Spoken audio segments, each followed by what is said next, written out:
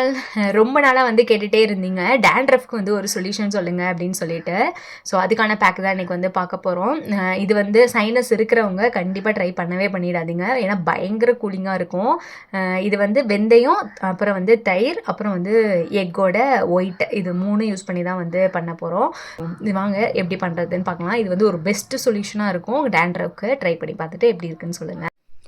இது வந்து முதல் நாளே ஊற வச்சு எடுத்த வெந்தயம், முதல் நாள் நைட்டே ஊற வச்சிட்டேன். ஸோ இதை வந்து ஃபஸ்ட்டு கிரைண்ட் பண்ணி எடுத்துக்கலாம். இப்போ இந்த மாதிரி நல்லா கிரைண்ட் பண்ணி எடுத்துக்கணும். கொஞ்சம் கூட திப்பி திப்பியாக இருக்கக்கூடாது. நல்லா கிரைண்ட் பண்ணி எடுத்துக்கிட்டு இது கூட வந்து தயிரும் எக்கும் வந்து இப்போ சேர்த்துக்கலாம். இது கூட வந்து தயிர் வந்து சும்மா ஒரு 3-4 ஸ்பூன் அளவுக்கு தயிர் வந்து சேர்த்துக்கிறேன்.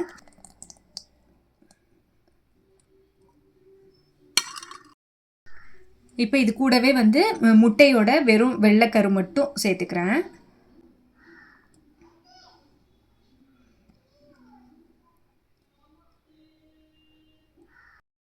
இப்போ இது 3த்தையும் நல்லா மறுபடியும் இன்னொரு வாட்டி நல்லா பேஸ்ட் பண்ணி எடுத்துக்கணும். இப்போ இது 3த்தையும் நல்லா கிரைண்ட் பண்ணி எடுத்தால் இந்த மாதிரி தான் இருக்கும். ஸோ உங்களோட ஹேரோட லென்த்து டென்சிட்டி பொறுத்து நீங்கள் வந்து இன்க்ரீடியன்ட்ஸ் வந்து கூட குறைச்சி வந்து சேர்த்துக்கோங்க.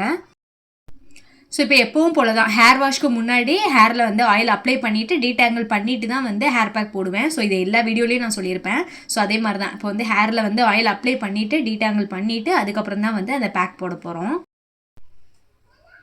ஸோ இப்போ இந்த பேக்கு கொஞ்சமாக எடுத்து அப்படியே தலையில் ஃபுல்லாக ஸ்கேல்ப்லலாம் படுற மாதிரி அப்படியே ஃபுல்லாக வந்து அப்ளை பண்ணி விடணும்.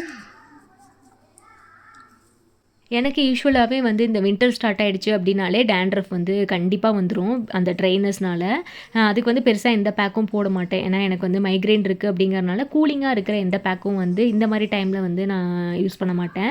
ஸோ அதுவாக வரும், அதுவாக போகும். மேக்ஸிமம் எனக்கு அதனால் என்ன மாதிரியான இஷ்யூஸ் இருக்கும் அப்படின்னா ஃபேஸில் ஃபுல்லாக பிம்பிள்ஸ் வர்றது, அப்புறம் ஆக்னைஸ் வர்றது, அந்த மாதிரியான பிரச்சனை தான் இருக்கும்.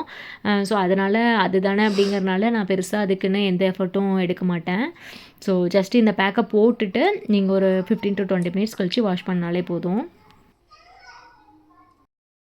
ஸோ இந்த ஹேர் பேக் போட்டுட்டு மேக்ஸிமம் ஒரு 20 மினிட்ஸ்க்குள்ளே வந்து ஹேரை வாஷ் பண்ணிவிடுங்க. ஏன்னா நம்ம வெந்தயம் ப்ளஸ் வந்து எக்கோட ஒயிட் வந்து ஆட் பண்ணியிருக்கோம் அப்படிங்கிறனால நல்ல ஸ்டிக் ஆகிக்கும். ஸோ நம்ம வந்து வாஷ் பண்ணுறது ரொம்ப கஷ்டமாக போயிடும். அதுக்கு மேலே நீங்கள் விட்டீங்க அப்படின்னா நம்ம எக்கோட ஒயிட் ஆட் பண்ணியிருக்கிறது அப்படின்னால ஹேர் வந்து பார்த்திங்கன்னா நல்ல ஷைனிங்காக இருக்கும். ஸோ நான் வாஷ் பண்ணதுக்கப்புறம் காமிக்கிறேன் அதோட ரிசல்ட் எப்படி இருக்குது அப்படின்னு சொல்லிட்டு. ஸோ ஹேர் வாஷ்க்கு அப்புறம் ஹேர் வந்து இப்படி தான் நல்லா சில்கியாக ஸ்மூத்தாக இருக்கும். உங்களுக்கு கோல்டு பிடிக்கிற பிரச்சனைலாம் இருக்காது அப்படின்னா மந்த்லி 2 கூட நீங்கள் ட்ரை பண்ணலாம்.